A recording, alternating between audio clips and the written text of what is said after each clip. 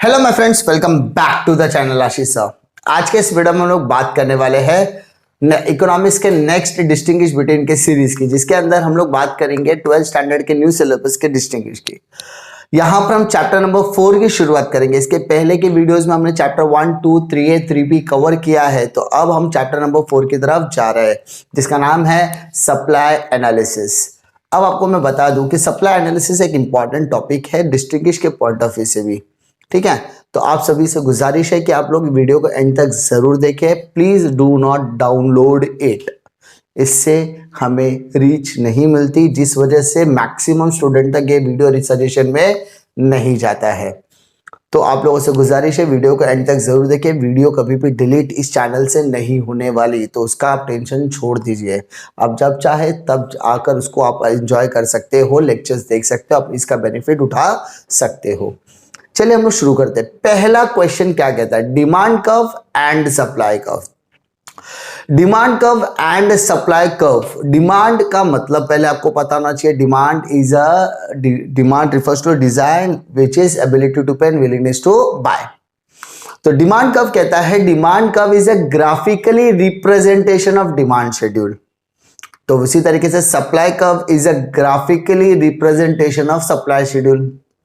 Demand curve demand schedule का graphical representation है, supply curve supply schedule का graphical representation है। सिंपल सी बात है सर, शेड्यूल मतलब टेबुलर फॉर्म, टेबल हम बनाते हैं मालूम है, उसी को बोलते हैं। Demand curve has negative slope because there is a inverse relationship between price and demand of a commodity. Price और डिमांड दोनों में कौन सा रिलेशन है? इनवर्स। क्यों? When the price gets rises demand falls, when the price gets fall demand rises, inverse relationship, इसलिए इसका slope negative है।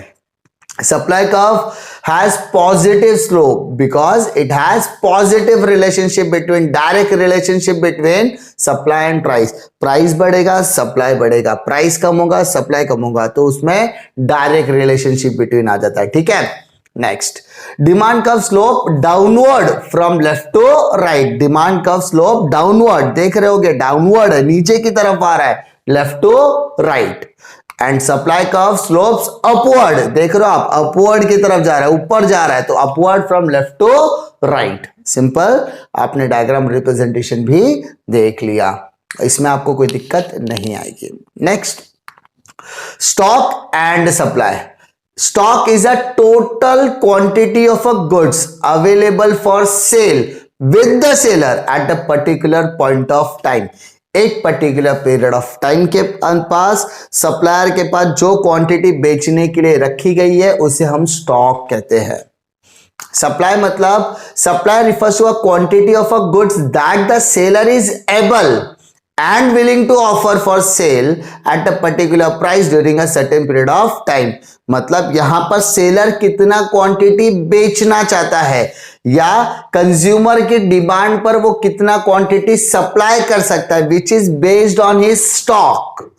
उसका स्टॉक सफिशिएंट है तो उस चीज को हम लोग बोलते हैं supply. Willing to sell, sell करना चाहता है, बेच सकता है, ऑफर टू सेल, बेच रहा है, उसको हम कहते हैं सप्लाई।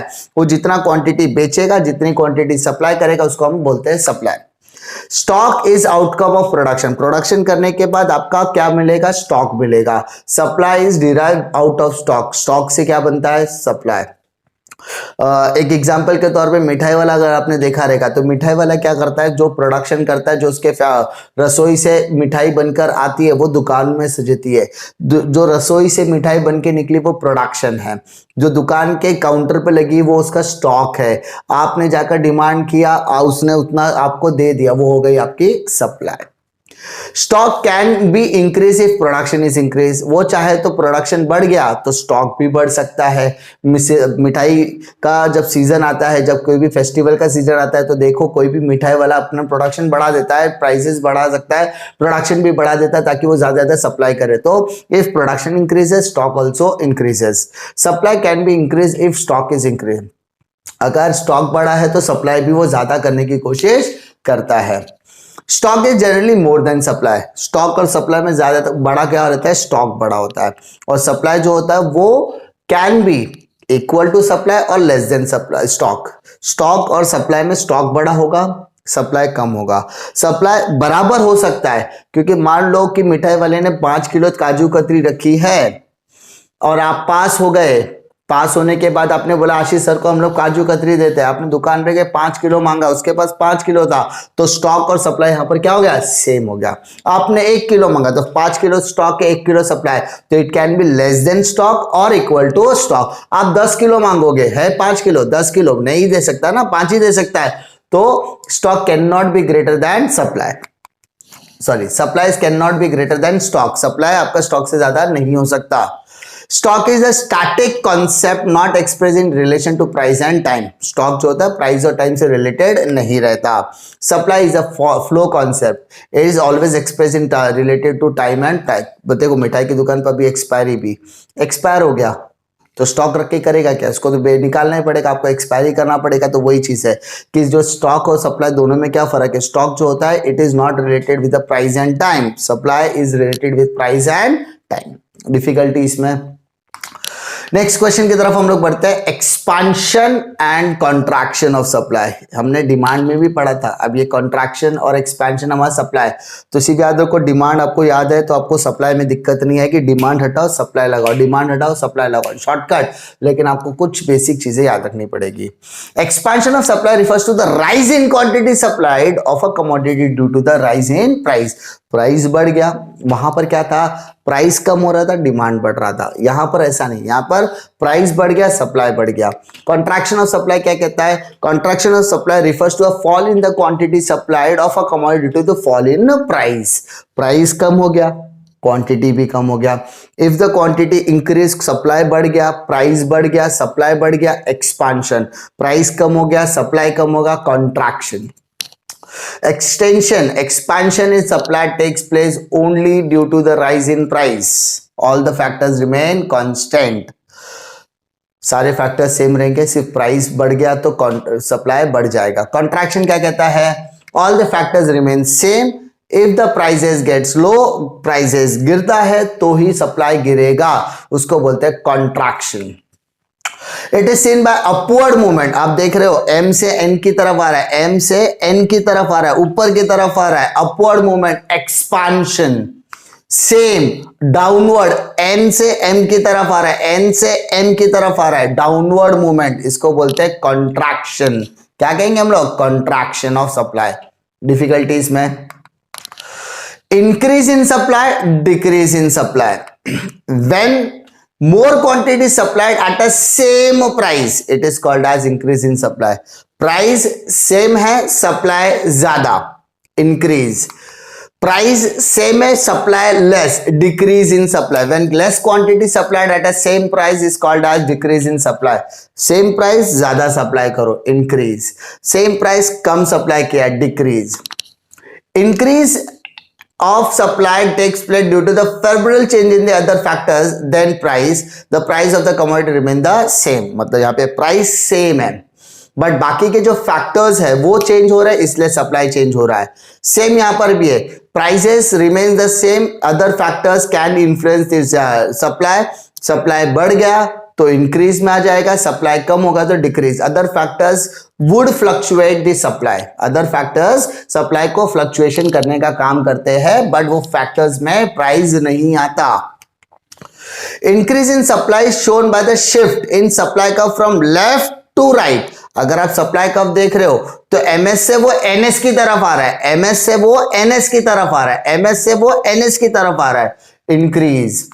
डिक्रीज में ऐसा नहीं है, ये आपका क्या हो रहा है, डाउनवर्ड, थोड़ा पीछे की तरफ जा रहा है। देखो एम से वो एन की तरफ आ रहा है, डाउनवर्ड की तरफ जा रहा है, एमएस से वो एन की तरफ जा रहा है, उस तरफ जा रहा है। तो यहां पर वो कहां पे, left to right.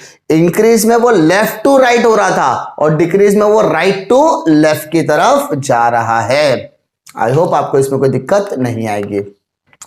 Next, total cost and total revenue, दो इंपॉर्टेंट कॉन्सेप्ट। टोटल कॉस्ट, पहला, total cost is the total amount incurred by firm on a factors of production. हमारे 4 फैक्टर्स ऑफ प्रोडक्शन है, लैंड, लेबर, कैपिटल, इंटर। ये 4 factors के ऊपर जो हमने खर्चे किए उसको बोलेंगे total cost. It is a total combination of all cost. Total revenue is the total sale proceed of a firm by selling of a commodity at a given price. यहाँ पर मैंने माल बेचा, मैंने माल टोटल जितना भी सामान था उतना बेचने का मुझे क्या मिला, पैसा मिला, तो इसको बोलेंगे total revenue. Total cost is the total expenditure of the firm, total revenue is the total income of the firm. Cost मतलब खर्चा, खर्चा मतलब एक्सपेंडिचर, रेवेन्यू मतलब इनकम, इनकम मतलब पैसा आ रहा है। Total cost is equal to total fix cost plus total variable cost, fix cost और वेरिएबल कॉस्ट का टोटल। रेवेन्यू कॉस्ट क्या कहता है, price into quantity, price into quantity, price into quantity, price into quantity. Difficulty, I hope आपको इसमें कोई difficulty नहीं आएगी। अगर आपको कोई भी डिफिकल्टी आती है तो आप कमेंट सेक्शन में ड्रॉप कर सकते हैं। आप लोगों से गुजारिश है, अगर अभी तक आपने टेलीग्राम चैनल नहीं ज्वाइन किया तो टेलीग्राम चैनल ज्वाइन कर लीजिए। वहां पे डेली टारगेट्स भी आ रहे हैं, डेली एमसीक्यू के क्वेश्चंस भी मिल रहे हैं, साथ ही साथ आपको जो भी मैं लेक्चर्स यहाँ पर प्रोवाइड करा उसकी सीरीज कंप्लीट होने के बाद उसके नोट्स आपको फ्री ऑफ कॉस्ट अवेलेबल करा दिए जाते हैं वो टेलीग्राम चैनल पर। डिस्क्रिप्शन बॉक्स में आपको इसका लिंक मिल जाएगा। डिस्क्रिप्शन बॉक्स में आपको अकाउंटेंसी के पूरा सिलेबस फ्री ऑफ कॉस्ट मैंने जो पढ़ा है उसकी लिंक भी मिल जाएगी, आप उसको देखकर भी अपना सिलेबस कंप्लीट कर सकते हैं। उम्मीद करता हूं कि आपको वीडियो पसंद आएगा। वीडियो पसंद आता तो लाइक करो, दोस्तों में जरूर शेयर कीजिए क्योंकि उनका भी बेनिफिट होना चाहिए। इसी तरीके की वीडियो के लिए चैनल पे बने रहिए। मिलता हूं मैं आपको अगले वीडियो में एक और नए लेक्चर वीडियो के साथ, तब तक के लिए जय हिंद।